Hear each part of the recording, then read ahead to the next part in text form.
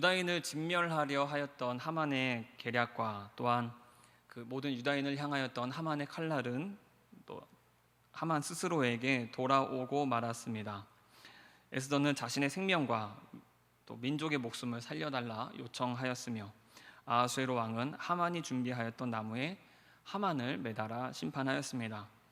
가장 큰 원수이며 대적이자 현재 유다인이 처한 위기의 원흉인 하만은 이제 세상에 없습니다. 하지만 여전히 유다인의 위기는 계속해서 유효합니다. 왜냐하면 왕의 조서가 반포되어 있기 때문입니다. 하만은 왕을 설득해서 왕의 조서로, 다시 말해 왕명으로 유다인을 진멸하기로 전국 방방 곳곳에 선포하였습니다. 하만이 죽었어도 여전히 왕의 조서는 효력을 갖고 있는 것이지요. 하만의 능력이 출중하여서 그가 왕 다음가는 2인자여서 그의 계획이 아직도 살아있는 것이 아니라 그 하만의 계략이지만 그 모든 조서가 반포된 것은 왕의 이름으로 허락된 것이기 때문에 왕의 명령은 살아있기 때문에 여전히 유효하다라는 것을 우리는 기억하고 있어야 하겠습니다. 그래서 유다인이 12월 13일에 죽게 될 사실에는 여전히 변함이 없습니다. 여러분, 코로나 바이러스를 개발한 사람이 있습니다. 그렇다고 치지요. 코로나 바이러스를 발견한 사람, 개발한 사람이 있는데 만약에 그 사람을 이 세상에서 없애버렸습니다. 그럼 코로나 바이러스는 이제 이 땅에서 모두 다 소멸되는 것입니까? 아니죠. 여전히 코로나 바이러스는 사람들 사이에서 전파가 되고 있지요. 영화 어벤져스 보셨습니까? 어벤져스에서 타노스가 무엇을 꼈습니까? 건틀렛을 꼈지요. 보석이 6개가 박혔습니다. 손가락 한번 딱 튀기면은, 저는 소리가 잘 안 나는데 튀기면 어떻게 됩니까? 그가 원하는 대로 되지요? 어떻게 됩니까? 손가락 한번 튕기면 인구의 절반이 사라집니다. 그래서 타노스를 없앴습니다. 타노스를 없애면 사라졌던 인구 절반이 돌아옵니까? 아니지요. 원흉이 사라졌어도 이 모든 위기의 원인이 되는, 시점이 되는 사람은 사라졌다 할지라도 여전히 그 계획은, 그 모든 위기는 여전히 꿈틀거리고 있는 것입니다.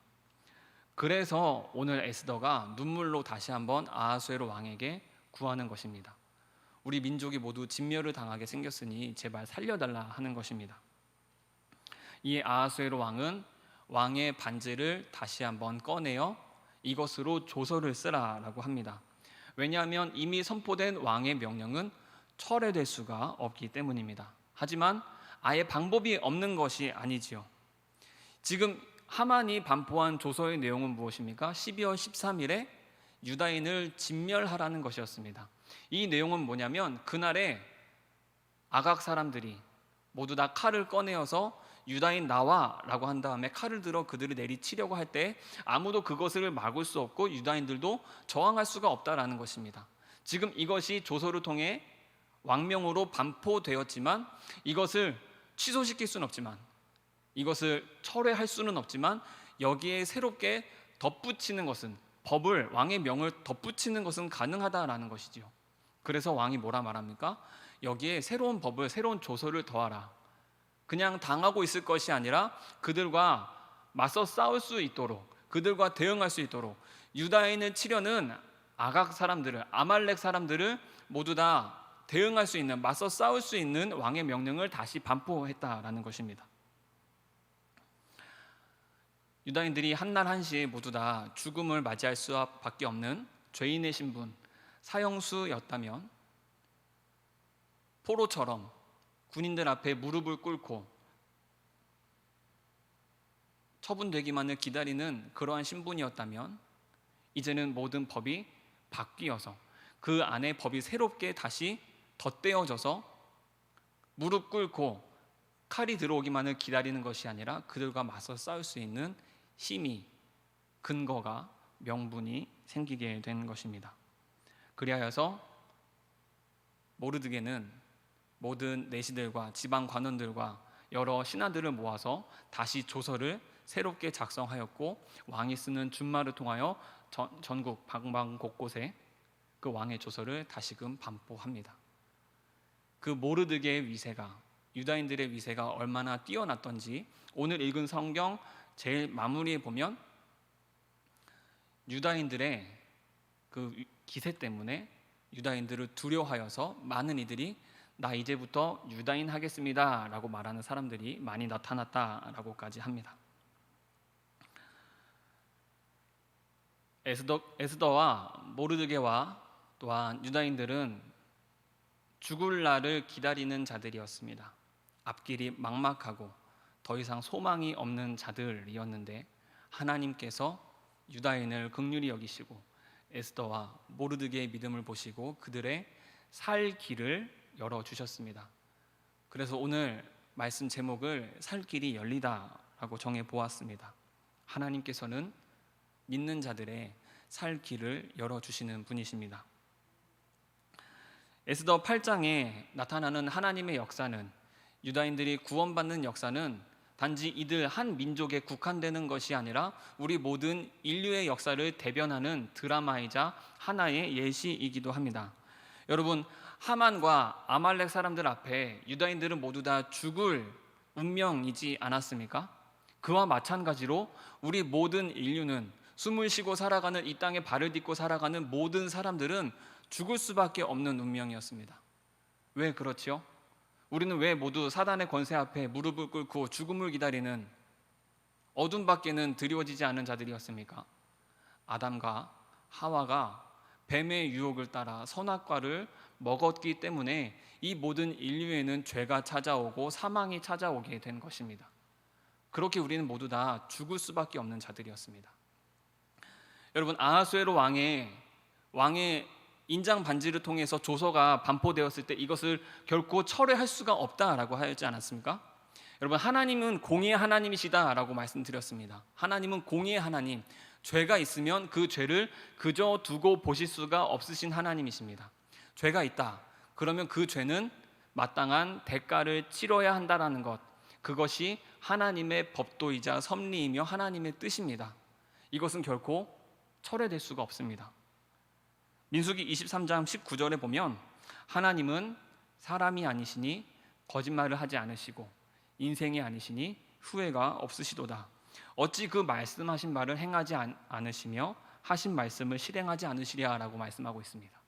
하나님께서 한번 정하시면 하나님께서는 좀 내가 잘못 생각했던 것 같아, 나 이거 좀 뒤로 물리면 안 될까? 결코 이렇게 말씀하는 분이 아니라는 거예요. 하나님께서 그렇게 정하셨기 때문에, 하나님의 규칙은, 하나님께서 한번 말씀하신 것은 이 세상 모든 날 끝날 때까지 하나님의 그 말씀은 살아있는 것, 계속해서 유효한 것이라는 거죠. 우리 모든 인류는 아담과 하와로 인하여서 죄인의 신분으로 떨어지고 말았습니다.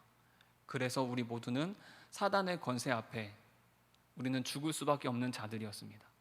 그런데 여러분, 다시 한번 에스더 8장을 보면 아하수에로 왕이 뭐라 말합니까?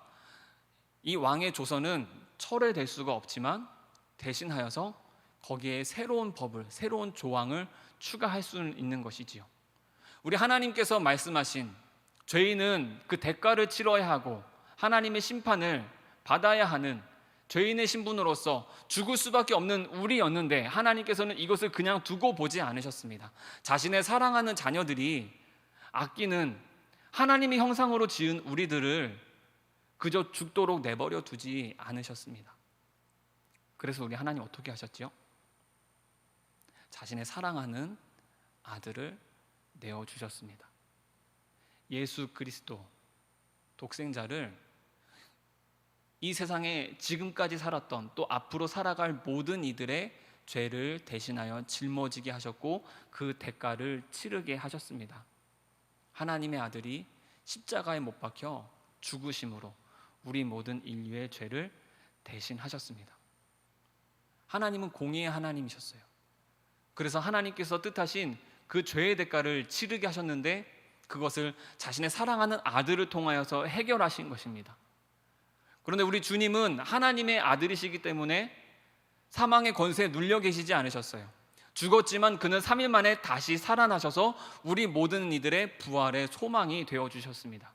예수님은 죽음을 이기시고 다시 살아나셨어요. 이것이 우리에게 얼마나 큰 소망인지, 우리에게 얼마나 큰 기쁨이자 즐거움인지 모릅니다. 우리는 그렇게 살 길이 열리게 되었다라는 거예요. 여러분, 우리는 소망이 없는 자들이었으나 예수님을 믿는 모든 이들은 소망이 있습니다. 살 길이 열렸습니다. 우리에겐 죽음이 허락된 것이 아니라, 우리에게 아픔과 고통이 예비되어 있는 것이 아니라, 우리에겐 저 영원한 하늘나라가 예비되어 있는 자들입니다. 우리에게 살 길을 열어주신 그 하나님께 감사와 찬양을 올려드리는 우리 모든 청년들 되시기를 간절히 소망합니다. 죄인의 신분이었으나 그 무엇 하나 선한 것이 없고, 우리 내면을 속을 들여다보면 우리는 참 처참한 자들인데, 그런 우리를 구원하여 주신, 우리를 살려주신,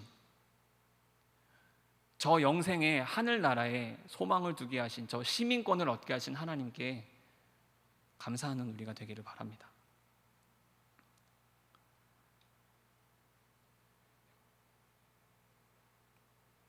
하나님께서 우리에게 그렇게 살 길을 열어주셨어요. 우리에게 영생이라는 살 길을 예비하여 두셨습니다. 그런데 우리 하나님께서 살 길을 열어두시는 하나님, 우리에게 열어주시는 하나님이라고 말씀드렸는데, 그것은 우리 영적으로 살 길을 열어주시는 분이시라면, 또한 우리 현실 가운데서도, 우리 매일매일의 삶 가운데서도 부딪히는 일이 있지 않습니까?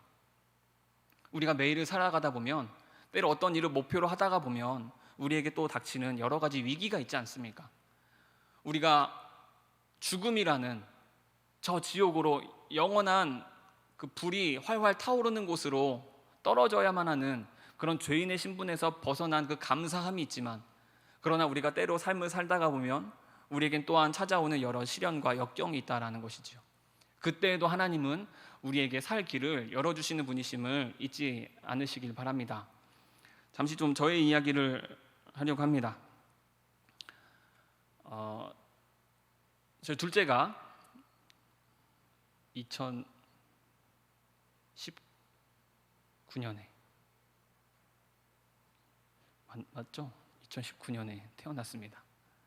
2019년에 갑자기 헷갈리네요. 2019년에 태어났는데 임신 사실을 알게 되고, 그리고 우리 많은 임산부들이 아이를 가지면 입덧을 합니다. 아내도 항상 아이를 가지면 입덧을 했는데, 한 7주, 한 5주, 6주, 8주가 되면은 계속 울렁거리고 토할 것 같은 그 증상이 항상 있습니다. 그래서 지금 둘째를 가지고 한 8주가 되었는데, 그렇게 계속 울렁거리다가 갑자기 어느 날 그 입덧 증상이 확 끊긴 거예요.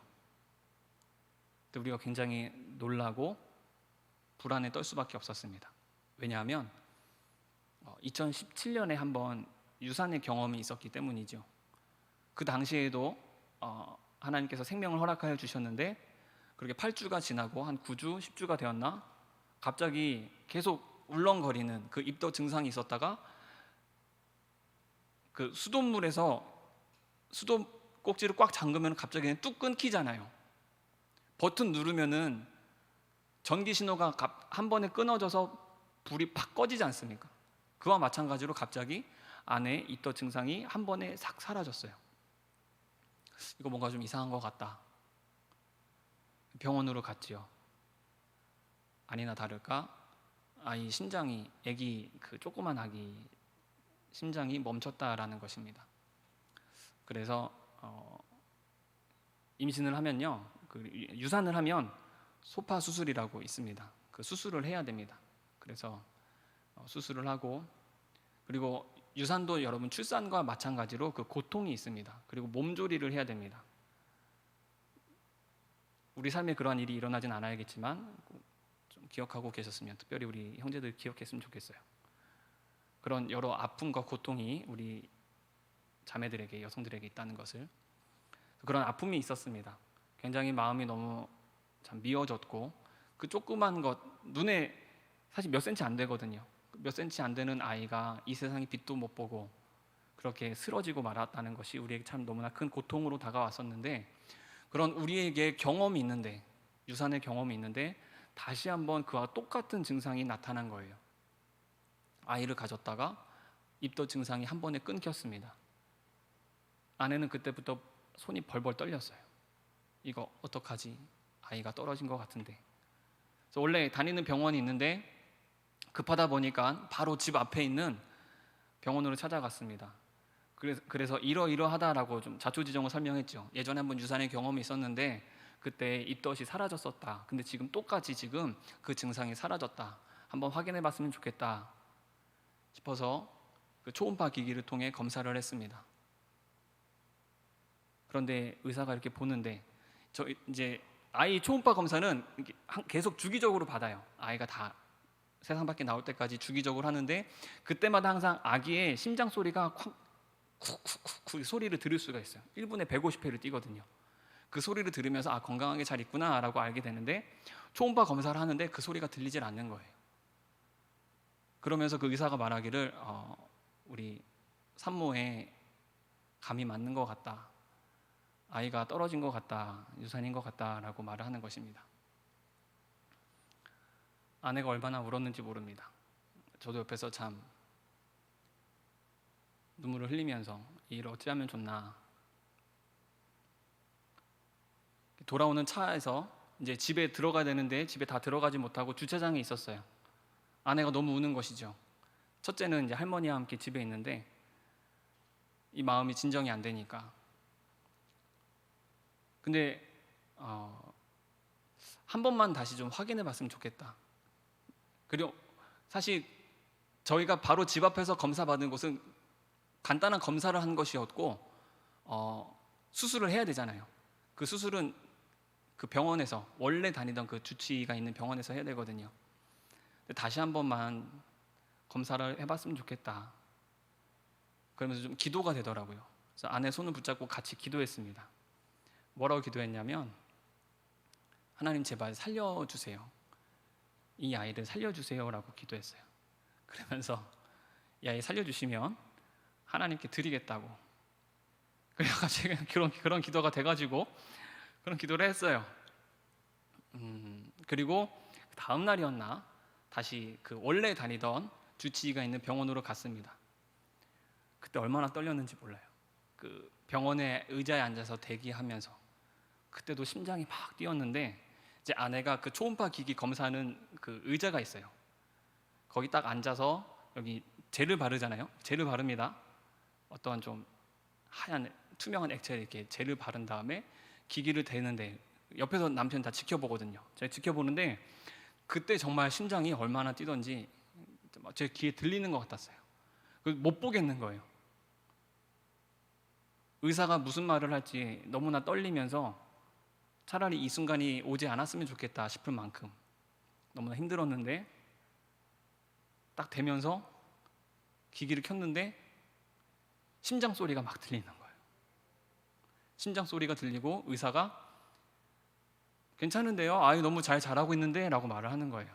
이거 보세요. 여기 심장 뛰는 거 보이죠? 여기 지금 소리 들리죠? 라고 하면서 그 병원 어디예요? 라고 말하더라고요. 대체 그게 아이 떨어졌다고 제대로 확인도 안 해보고 그런 무책임한 말을 한 병원이 어디냐고. 궁금하시면 알려드리겠습니다. 저한테 개인적으로 오시면 제가 한번 알려드릴까요? 너무 감사했습니다. 하나님께서 그 생명을 우리에게 주신 그 은혜. 아내가 그런 말도 했거든요. 이제 더 이상 이제 아이는 못 가질 것 같다. 2번이나 유산을 하면 나는 이제 더 이상 아이는 못 가질 것 같다. 뿐만 아니라 이 아이를 잃은 슬픔을 어찌 해야 하나. 우리에게 그렇게 앞날이 막막하였는데, 절망과 고통이 우리 가운데 눈앞에 지금 드리워져 있었는데, 하나님께서는 우리 가정에 살 길을 열어주셨습니다. 여러분, 제가 지금 이 드리는 말씀이 우리 모두에게 적용되는 말씀이라고 하는 건 아니에요. 여러분, 누구에게나 유산의 고통은 찾아옵니다. 제가 이렇게 기도했다고 여러분 다 좀 그런 어려움이 있을 때 다 그냥 하나님 앞에 드릴게요라고 그럼 하나님 들어주신다 뭐 이런 이야기를 드리는 것이 결코 아니에요. 하지만 여러분들에게 단 한 가지 말씀드릴 수 있는 것은 하나님은 우리의 살 길을 열어주신다라는 것입니다. 우리가 하나님께 기도드리고 하나님께 간구하고 우리의 처지를 아뢰며 하나님 우리가 이런 상황 가운데 있습니다. 우리 앞날이 이렇게 막막합니다. 내가 어떻게 앞으로 살아가야 할지 모르겠습니다. 지금 나에게 처한 이 문제는 나 혼자 스스로는 답을 내릴 수가 없고 나는 이 일을 어찌 해야 할지 모릅니다. 하나님 나를 건져주시고 나를 구원하여 주시고 나에게 살 길을 열어주옵소서라고 하면 하나님께서는 우리를 건져주신다라는 거예요. 그 하나님의 역사를 믿으시길 바랍니다. 지금 그 둘째가 아주 무럭무럭 자라나고 있습니다. 누구 닮아서 이렇게 예민한지 모르겠는데 잘 자라고 있어요. 이제 이 아들의 앞날은 정해진 것이죠. 뭐 어떡하겠습니까? 지가 뭐 싫다고 안 나는 것도 아니고 이미 아빠는 엄마는 기도를 드렸는데 저는 이렇게 막 비인격적인 아버지가 아니어서 너는 앞으로 하나님의 일을 해야 돼 라고 막 그렇게 이야기하지 않을 거예요. 대신 틈날 때마다 이야기를 들려주려고요. 네가 옛날에 엄마 뱃속에 있었는데 이런 일이 있었다? 근데 하나님이 살려주셨네. 어떻게 될지 한번 스스로 잘 생각해봐 라고 말하면 본인이 알아서 잘하겠죠. 우리가 하나님께 나아간다면, 하나님께 아랜다면 우리 하나님은 믿지 않는 누군가가 말하는 것처럼 죽은 신, 이 세상에 존재하지 않는 어떤 인간들이 인위적으로 만들어낸 어떤 하나의 문화가 종교가 아니라 진정으로 살아계신 하나님이십니다. 그 하나님은 우리를 지으셨고 우리가 너무나 못나고 우리 가운데 죄악이 많아서 죽을 수밖에 없는 자들이었지만 그 사랑하는 아들을 내어주시기까지 우리에게 살 길을 열어주신 분이십니다. 그 하나님은 우리를 그저 두고 보실 수가 없어서 우리가 하루하루를 살아가며 때로는 고난을 겪고 때로는 거대한 벽 앞에서 주저앉을 때가 있지만 그럴 때에도 우리 좌절하고 낭망하는 우리들을 무릎을 일으켜 세워주시고 우리에게 힘과 능력과 지혜를 주시는 분이심을 믿습니다. 그 살 길을 열어주시는 하나님과 동행하는 우리 모든 청년들 되시기를 간절히 소망합니다. 하나님만 바라보고 나가십시오. 내가 어려울 때 하나님께 기도하는 무릎을 가지십시오. 도저히 이 일이 어떻게 풀려야 될까 막막할 때 두 눈을 꼭 감고 저 하늘을 향하여서 목소리를 높이시길 바랍니다. 유다인을 구원하시고 에스더와 모르드게를 구원하신 하나님은 여전히 우리 삶 가운데 역사하셔서 여러분을 건져주실 것을 믿습니다. 하나님의 역사를 믿습니다. 기도하겠습니다. 하나님 아버지, 우리에게 살 길을 열어주신 하나님 감사드립니다. 우리 죽을 수밖에 없는 자들이었으며 우리에겐 그 어떤 미래도 희망도 소망도 없었으나 그 사랑하는 아들 독생자를 보내시어 우리에게 영생을 허락하신 주님, 우리에게 살 길을 열어주신 하나님 감사드립니다. 그 하나님께서 여전히 우리 삶 가운데서 역사하시며 우리를 향한 살 길을 예비하고 계심을 믿습니다. 우리 때때로 주저앉고 싶고 낭망이 되며 절망이 찾아올 때 도저히 무엇을 해야 할지 아무것도 알지 못한 채 그저 방 안에 혼자 앉아 숨죽여 울고 있을 때에도 하나님 우리를 바라보고 계시며 우리를 일으켜 세우시는 주님이심을 믿습니다.